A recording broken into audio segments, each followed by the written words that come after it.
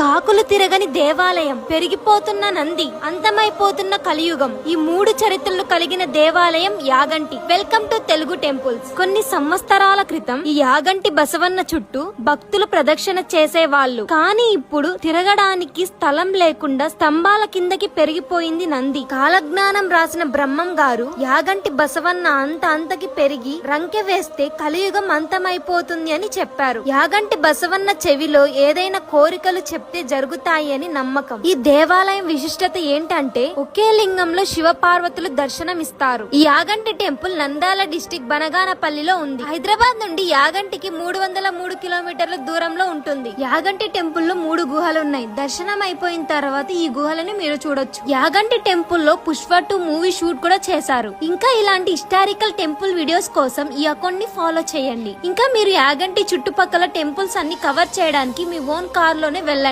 మీతో own car లేదని బాధపడకుండా లాండ్రీ కార్స్ యాప్ లో కార్ బుక్ చేసుకుని వెళ్ళండి. ఇంకా ఏమైనా డీటెయిల్స్ కోసం బయోలో ఉన్న నంబర్ కి కాంటాక్ట్ అవ్వండి.